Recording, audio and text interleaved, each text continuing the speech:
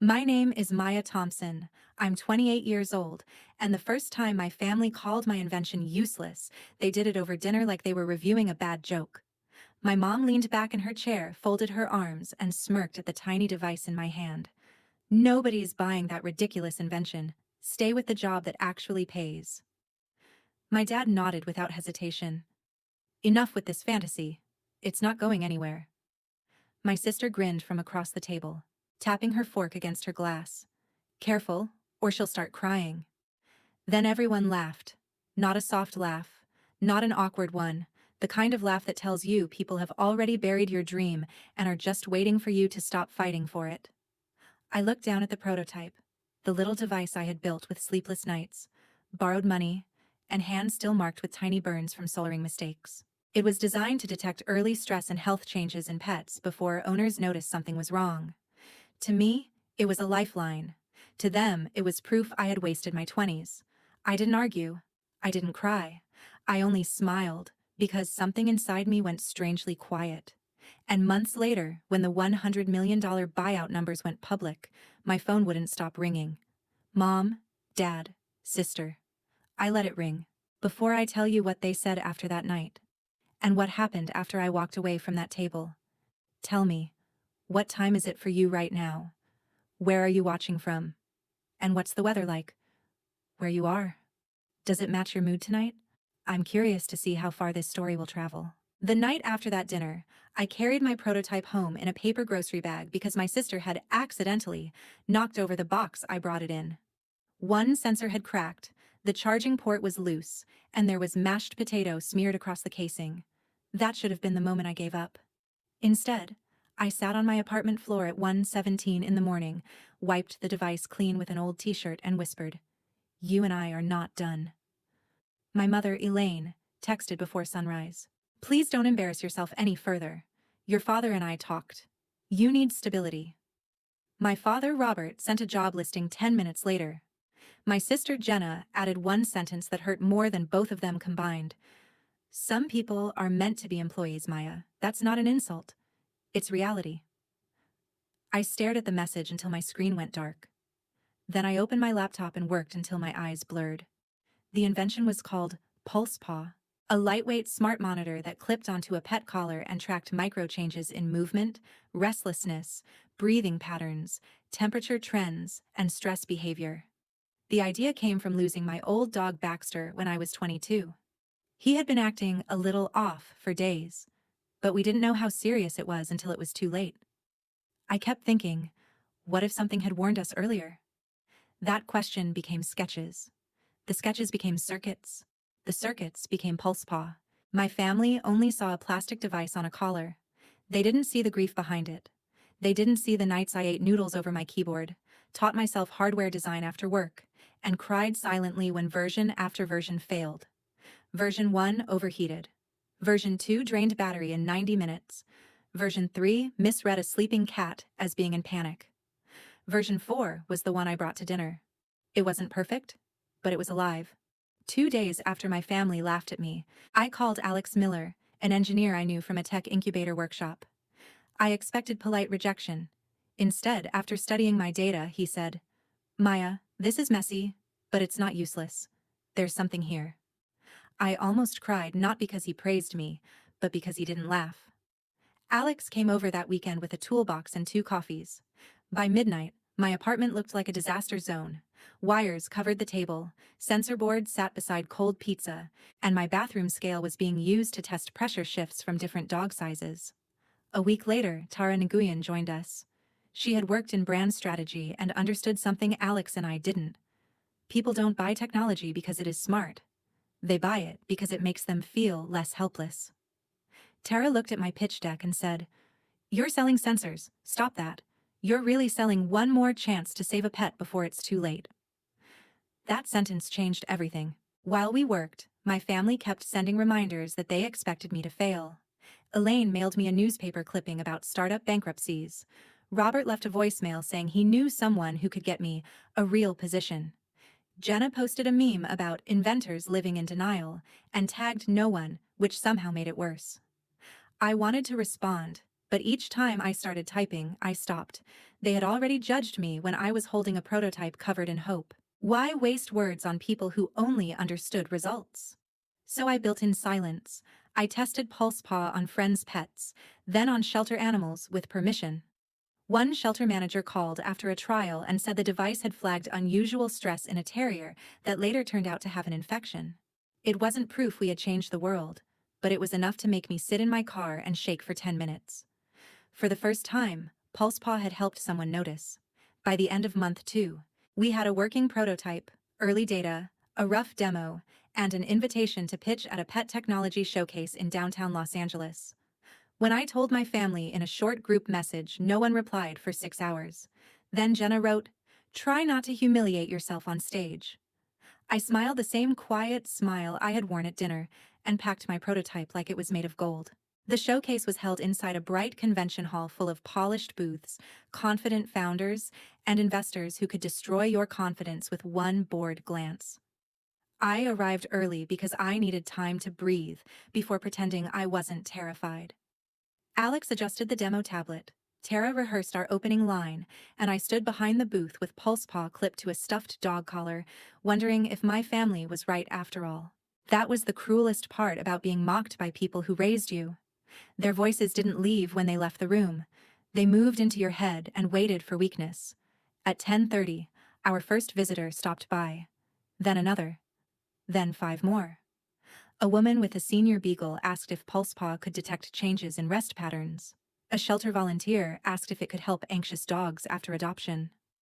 A veterinarian studied our data and said, "Your sample size is small, but the concept is compelling." Compelling. I held on to that word like oxygen. Then Ethan Lewis appeared. Ethan and I had worked at the same consumer tech company before I quit. He was charming in public, ruthless in private, and allergic to anyone else receiving attention. He walked up with 2 men in suits and a smile that looked friendly only from far away. "Maya Thompson," he said loudly. "I heard you left stable employment to build a pet mood ring." A few people turned. Tara's face tightened. Alex stepped closer, but I shook my head. Ethan wanted a reaction. My family had trained me not to give one easily. "It's a predictive wellness monitor," I said. "You're welcome to watch the demo." He laughed. "Predictive, that's a big word for a collar clip." I clicked the tablet awake and started anyway. The screen showed data from our shelter trials, movement irregularities, rest disruptions, elevated stress markers, and alerts that matched later human observations. I explained that PulsePaw didn't diagnose disease. It identified early behavioral and physiological changes that could prompt owners to check sooner. One investor leaned in. Another asked about validation. The veterinarian returned with 2 colleagues. For 10 minutes, I forgot Ethan was there. Then he raised his voice.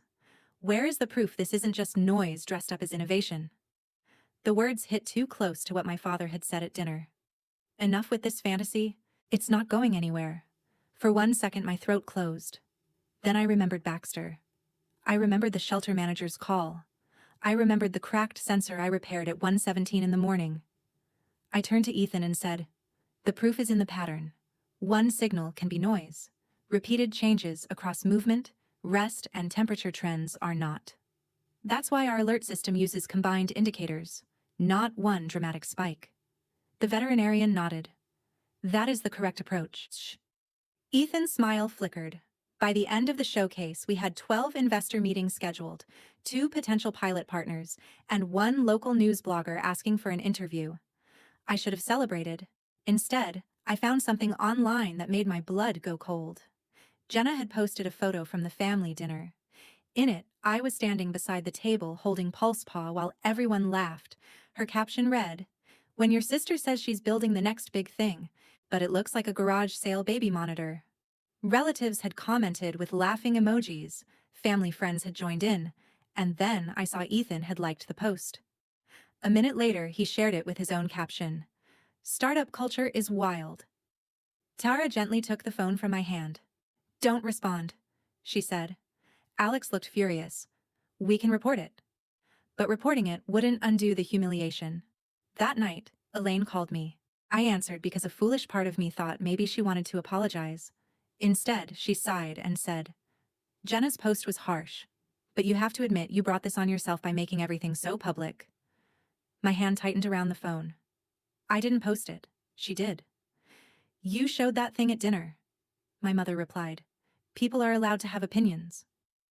Mockery is not an opinion. She went quiet, then said, You sound emotional. This is why we worry. I hung up. The next morning, our inbox was full. Some messages were cruel, mocking the pet mood ring. But others were different. Pet owners wrote about animals they had lost too late. Shelter volunteers asked when they could test it. A veterinary researcher requested a technical call. The post meant to embarrass me had accidentally sent thousands of people searching for Pulse Paw. Tara walked in holding her laptop like she had discovered fire. Maya, she said, your sister may have just made us viral. I laughed once, sharp and disbelieving. It wasn't forgiveness, but it was the first sign that the laughter meant to bury me might become the sound that woke the market up. Going viral did not mean becoming successful overnight. It meant waking up to praise and insults in equal measure. It meant critics calling us scammers, pet owners begging for early access, and investors suddenly using words like momentum. It meant I slept less, ate worse, and learned that attention is not the same as trust. We still had to earn that. Alex pushed the hardware until it became smaller, lighter, and more reliable. Tara rebuilt our message around one phrase: notice sooner, love longer. I hated how emotional it made me, which meant it was probably right. We launched a limited beta with 2 shelters, 1 veterinary clinic, and 50 pet owners. Every alert was reviewed manually. Every complaint hurt. Every success kept us alive. One beta user, a retired teacher named Mrs. Alvarez, emailed us after Pulse Paw warned her that her cat's overnight movement pattern had changed sharply. She took him to the vet and discovered an early urinary blockage. I don't know what would have happened if I waited, she wrote. I printed that email and taped it above my desk.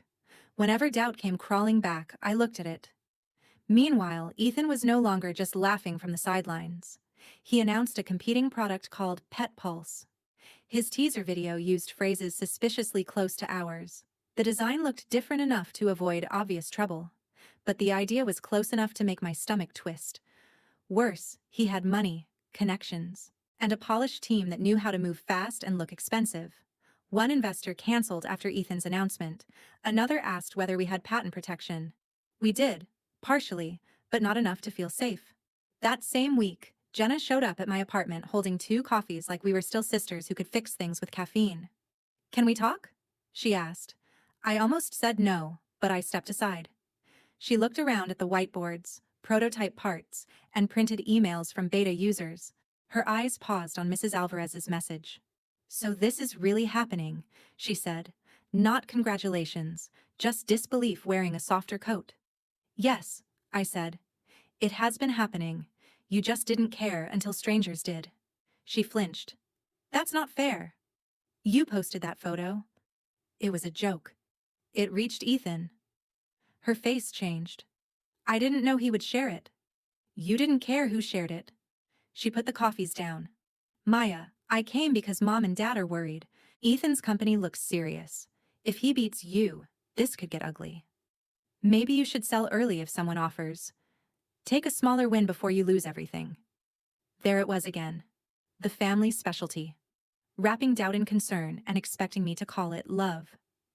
You still think I'm going to lose? I said. Her silence answered before she did. I think you're talented, she said carefully. But I also think you're not built for this kind of war. That sentence opened something old in me. My family had mistaken gentleness for weakness for so long that even I had sometimes believed them. I took down Mrs. Alvarez's email and handed it to Jenna. Read it. She skimmed it. Her expression softened. That's good, she said. That's not good, I replied. That's someone's cat. That's someone's family. That's why I'm doing this. Not to impress you. Not to prove Dad wrong. I'm doing this because I know what it feels like to notice too late. Jenna looked away. Baxter? I nodded. For a moment, I thought we had finally reached something real. Then her phone buzzed. Mom wants to know if you'll come to dinner Sunday. No business talk, just family. I knew a trap when it wore a polite invitation, but I went anyway, partly because I still wanted to believe people could change. Sunday dinner felt like walking back into the scene of a crime. Same table, same chairs. Robert asked about the gadget before the soup was served. Elaine corrected him and said, "The company." He, as if the word tasted strange. For 10 minutes, they pretended to be supportive. Then Robert placed a folder beside my plate. Inside was a printed job offer from one of his friends. 6 figures, he said. Benefits, stability. You can still do your little project on weekends. I looked at the folder, then at him. You invited me here to offer me a job? Elaine reached for my hand. I pulled it away. We invited you because we love you, she said. And because this Ethan person is going to crush you if you're not careful. Robert nodded. You had a nice burst of attention. Don't confuse that with a future. I stood up slowly. You're right, I said, knowing when to quit matters. So tonight, I quit asking this family to believe in me. Nobody laughed this time. I pushed the folder back across the table. The next time you hear about my company, I said, it won't be from me. Then I walked out before dessert, before apologies, before anyone could soften the insult and call it love. After that dinner, I stopped trying to translate my dream into a language my family respected. They understood salaries, titles, retirement plans, and public approval. They did not understand the dangerous middle place where every founder lives, the place between proof and collapse. So I stopped explaining and started executing. We raised a seed round led by Sarah Johnson, a venture capitalist known for backing emotional products with serious data underneath. Sarah didn't flatter me. In our first meeting, she tore apart our numbers, questioned our retention assumptions, challenged our manufacturing timeline, and asked what would stop a larger company from crushing us. At the end, she closed my deck and said, "You're not polished yet, Maya, but you're stubborn in the right way. I can work with that." Her investment gave us room to breathe, but also raised the stakes. We moved from my apartment into a small office with stained carpet and one window facing a brick wall. To me, it looked like a palace. We hired 2 engineers, a customer support lead, and a data consultant who spoke almost entirely in charts. Tara put a bell near the entrance and rang it every time a shelter signed up for our pilot program. Ring. Another shelter. Ring. Another clinic. Ring. Another batch of beta users converted to paid pre-orders. Then came the first real disaster. A manufacturing partner delivered casings with a flaw that caused the clip to loosen during high activity. No pets were harmed, but 3 devices fell off during testing, and one angry beta user posted a video calling Pulse Paw overhyped plastic. Ethan amplified it within an hour. His caption was simple: "This is why experience matters." That night, I sat with the team until 3 a.m. We could have hidden behind legal language. Instead, I recorded a video explaining the flaw, pausing shipments, offering replacements, and showing the redesign process. My voice shook once. I left it in. Tara asked if I was sure. I said yes. People trusted us with their pets, I told her. We don't get to protect our pride first. The response shocked us. Customers thanked us for being transparent. A veterinarian praised the recall decision. A shelter director wrote, "This is how you build trust." Ethan's attempt to make us look weak had forced us to show what his company didn't have: accountability. 2 weeks later, Pet Pulse launched early. It looked slick. Ethan appeared on podcasts talking about bringing maturity to pet tech. He never named me, but he didn't have to. My family knew too. I found out because Jenna emailed me a link to one of his interviews. No message. Just the link. I didn't reply. Then the market made its choice slowly. Then all at once. Pet Pulse had strong pre-orders, but weak reviews. Customers said the app was confusing, alerts felt random, and battery life disappointed them. PulsePaw, after the casing fix, began gaining trust one review at a time. We weren't louder than Ethan. We were steadier. We partnered with shelters, published pilot data, hosted live Q&A sessions with veterinarians, and answered angry emails with patience. One afternoon, Sarah walked into the office without her usual calm expression. "Maya," she said, "I just got off a call with a major pet healthcare company." I looked up from a spreadsheet. "Okay. They've been watching you." My heart started pounding. Watching us how? Customer trust, retention, data quality, Shelter partnerships. They want a conversation. The company was called Arden Animal Health, a giant in veterinary wellness platforms. At first, I refused to think about selling. PulsePaw felt like my child. My proof. My answer to every person who had laughed. But Sarah asked me one question that changed everything. Do you want to own 100% of a company fighting uphill for years, or do you want this product in as many homes as possible? Negotiations began quietly. Lawyers entered our lives like expensive ghosts. Arden's first offer was strong but not life-changing. The second was better. Then Ethan's company made the worst mistake possible. Pet Pulse devices began generating false critical stress alerts at scale after a rushed firmware update. Customers panicked. Clinics complained about unnecessary emergency visits. A tech reporter published a brutal comparison between Pet Pulse and PulsePaw, praising our slower rollout and transparency. Ethan went silent online for the first time since I had known him. That same week, Arden came back with their final offer: $100 million, cash and stock. Acquisition, team retention, expanded research funding, and a commitment to keep PulsePaw's shelter program alive. I stared at the number on the term sheet until it stopped looking real. All I could think of was that dinner table. My mother leaning back. My father calling it fantasy. My sister waiting for me to cry. And there I was, holding a document that turned their laughter into a number so large none of them could pretend not to understand it. The buyout was confidential until the official announcement, which meant I had to carry the biggest news of my life in silence. For 3 weeks, I walked through meetings, legal reviews, employee briefings, and transition planning while pretending my world had not split open. I wanted to tell someone outside the company, not my family exactly, but maybe the version of them I still wished existed. The version that would scream with joy, drive over with cake, and say, "We were wrong, and we are so proud of you." That version had never been real, so I didn't call. I waited. The announcement went live on a Tuesday morning at 8 a.m. Arden Animal Health published the press release first. Ardent Animal Health acquires PulsePaw in $100 million deal to expand predictive pet wellness technology. Tech blogs picked it up within minutes. Pet industry newsletters followed. Then local Los Angeles business media. Then the same online circles that had laughed at Jenna's dinner photo months earlier. My phone started vibrating before I finished reading the headline. Sarah texted, "Welcome to the other side." Alex sent 15 rocket emojis.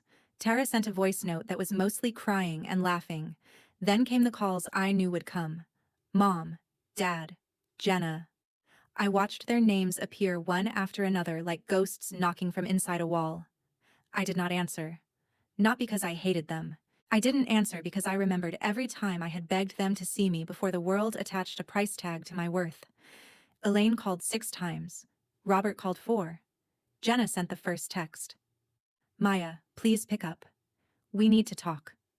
Then, I had no idea it was this serious. Then, "I'm sorry about the post." My mother wrote, "Sweetheart, we are so proud of you. Please call us." Sweetheart. The word looked strange on my screen. My father left a voicemail. Against my better judgment, I listened. His voice was formal, like he was apologizing to a bank manager. "Maya, your mother and I saw the news. Obviously we are shocked. But in a good way. We always knew you were capable when you applied yourself. We would like to celebrate as a family." I laughed so suddenly Alex looked over from his desk. "We always knew." Those 3 words almost impressed me with their audacity.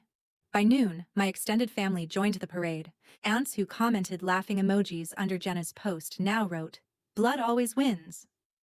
Cousins I hadn't heard from in years asked if I needed help with business opportunities.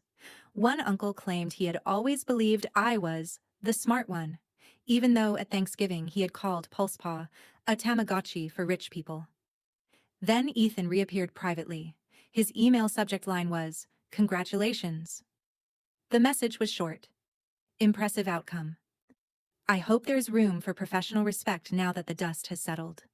If Arden is looking for experienced leadership in this category, I'd be open to a conversation." I forwarded it to Sarah with no comment. She replied, "Absolutely not." That was the first moment I truly enjoyed myself. The second came that evening. Ardent hosted a small private celebration at our office before the public transition event. Champagne, sparkling cider, shelter partners, investors, employees, and a few journalists filled the room. I wore a navy dress I had bought on sale 3 years earlier for job interviews. It felt right to wear something from the life everyone thought I should return to, while standing in the life I had built instead. Halfway through the evening, the receptionist found me near the back hallway. "Maya," she whispered, "your family is downstairs." My body went cold. "Did they have an invitation?" She shook her head. "Of course they didn't." I walked to the lobby with Sarah beside me. Elaine, Robert, and Jenna stood near security dressed like they were attending a gala. My mother's eyes were red. My father held a gift bag. Jenna looked smaller than I had ever seen her. Elaine rushed forward. "Maya, sweetheart." I stepped back. She stopped as if I had slapped her. "This is a private event," I said. Robert cleared his throat. "We're family." That wasn't the question. Elaine began crying softly. "We made mistakes, but you have to understand, we were scared for you." I looked at my father. "Were you scared when you brought me a job offer and told me to quit?" He shifted. "I was trying to protect you." "Were you protecting me when you laughed at dinner?" No one answered. "Were you protecting me when Jenna posted that photo?" Jenna's face crumpled. "I'm sorry," she whispered. "I was jealous." The honesty surprised me. "You were doing something brave," she said, "and I made it small because I felt small. It was cruel, and I'm sorry." For the first time, her apology didn't sound like strategy, but my mother stepped in too quickly. "See?" She apologized. "Can we please go upstairs now? People are asking about us online, and it looks odd that we aren't with you." There it was. Not reconciliation. Reputation control. I took the gift bag from my father, opened it, and found a framed family photo. On the back, my mother had written, "Family is forever." I handed it back. "No," I said. "Family is not a word you use when cameras show up." Elaine looked stunned. "Maya, don't be vindictive." I smiled sadly. "You still think consequences are revenge?" Then I turned to security and said, "Please escort them out." Jenna didn't argue. Robert looked humiliated. Elaine whispered about people watching. And they were. Employees, guests, even one journalist near the elevator had seen enough to understand there was a story beneath the story. I didn't explain it. I didn't need to. As the doors closed behind them, my phone buzzed. A message from Jenna. "I deserve that. But I meant what I said. I'm sorry." I stared at it for a long time. Then I put my phone away and walked back upstairs, where people were celebrating the invention they once called useless. The public transition event happened 3 days later at the same animal shelter that had joined our earliest pilot. I chose that place on purpose. Not a hotel ballroom, not a luxury conference space, a shelter with scratched floors, barking dogs, nervous cats, overworked staff, and the kind of love that rarely gets a spotlight. If PulsePaw was entering its next chapter, I wanted it to begin where the mission still felt real. Ardent's executives came. Sarah came. Our team came. Shelter volunteers came. Journalists lined the back wall. And, because life has a sense of drama no writer could improve, my family came too. This time, they had been invited by someone at Ardent who assumed family belonged at milestone events. When I saw their names on the guest list, I almost removed them. Then I stopped. I was tired of hiding the wound to make the people who caused it comfortable. Let them come. Let them stand in the room where the waste of time became a $100 million technology platform. Elaine arrived in a pale blue dress, smiling too brightly. Robert wore a suit and looked around like he was calculating the cost of everything. Jenna came without makeup, which somehow made her look more honest. She stood apart from them, hands clasped, eyes on the floor. Ethan was not invited, but his shadow arrived anyway. Half an hour before my speech, a reporter showed me breaking news on her phone. PetPulse had been acquired too, not as a triumph, but as a distressed asset after refund demands, clinic complaints, and a failed reliability review. The buyer planned to shut down the product and absorb only parts of the team. Ethan's quote was painfully polished. "We are proud of what we attempted to build." Attempted. That word followed me all the way to the stage. When my name was announced, the room applauded. I walked up holding the first broken pulse paw prototype, the same one my family had laughed at, repaired, cracked casing and all. I had not planned to bring it. At the last minute, I put it in my pocket, because success can become too clean if you don't carry proof of the dirt. I looked at the audience, then at the shelter staff, then at my team. Finally, my eyes found my family. Elaine was crying already. Robert looked stiff. Jenna met my gaze and did not look away. A few months ago, I began. I showed this device to people I loved, and they laughed. The room went still. Elaine's hand flew to her mouth. I did not name them. I didn't have to. They called it ridiculous. They called it fantasy. Someone joked that I was going to cry. And the truth is, I almost did. Not because they disliked the product, but because they dismissed the person holding it. I lifted the broken prototype. Cameras clicked. This was not built by confidence. It was built by grief, stubbornness, late nights, mistakes, and the belief that noticing sooner can sometimes mean loving longer. Pulse Paw began because I lost a dog I loved, and I kept wondering what might have happened if we had known earlier. Mrs. Alvarez wiped her eyes in the front row. I continued. Today's acquisition is being reported as a business story because numbers are easy to understand. $100 million is a number people respect.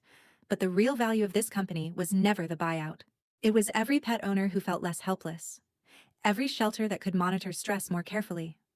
Every family that got a warning early enough to ask one more question. My voice steadied. So, to anyone watching who has ever been laughed at by people who were supposed to believe in you, remember this. Sometimes they are not laughing because your dream is small. Sometimes they are laughing because your courage makes them uncomfortable. Applause began, but I raised my hand gently. And, to the people who doubted me, I don't need you to pretend you always believed. I don't need a rewritten history. I only need the truth to stand in the room with us. After the speech, people surrounded the team. Ardent's CEO spoke about expansion. Sarah hugged me. Alex lifted the broken prototype like a trophy. Tara told journalists that transparency saved us more than perfection ever could. Through it all, my family waited near the side wall. Eventually, I walked over. Elaine reached for me but stopped herself. Maya, she said, voice trembling, I am so sorry. I looked at her carefully. For what? She blinked. For hurting you. How? The question was simple, but it stripped away performance. Elaine looked embarrassed. For laughing at your invention. And? Robert answered quietly. For not respecting your work.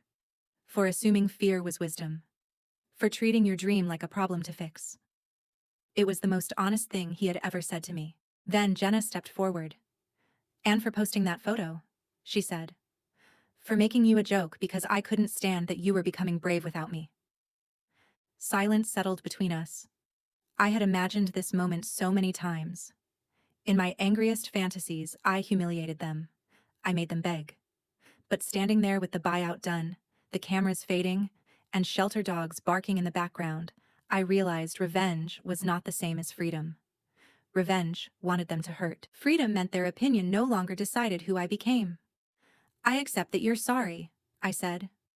Elaine exhaled like forgiveness had arrived. I held up my hand. But acceptance is not access. Her face changed. What does that mean? It means I'm not returning to the old version of this family just because I succeeded loudly enough for you to approve of me. If we rebuild anything, it will be slow. Honest. No jokes disguised as concern. No love that only shows up after headlines. Robert nodded once, ashamed. Elaine cried harder but softer this time. Jenna whispered, I understand. I believed she wanted to. That was enough for that day. As they walked away, a young woman approached me holding a small terrier with cloudy eyes. I'm sorry, she said. I just wanted to say your story made me feel less crazy. My parents think my business idea is stupid too. I smiled at her, and for a second I saw myself standing at that dinner table, holding a dream everyone else had already buried. Then don't hand them the shovel, I said. She laughed through tears. What if I fail? I looked at the broken prototype in my hand. Then fail while building, not while obeying. Later that night, when the shelter had gone quiet, I sat alone in my car before driving home. My phone buzzed with messages, interviews, congratulations, and requests from people who suddenly wanted to know me. At the top was one text from Jenna. I know I don't deserve a reply, but I'm proud of you. And not because of the money, because you didn't become cruel. I read it twice. Then I typed, thank you. Keep becoming better. I didn't write more. Not yet. Healing didn't need to perform on command. As I started the car, I thought about the night my mother mocked me, the night my father called my future a fantasy, the night my sister waited for me to cry. They had all expected me to break. Instead, I built. They had called PulsePaw useless. The world called it worth $100 million. But the number was not the victory. The victory was that when my phone finally stopped ringing, I no longer needed to answer to prove anything.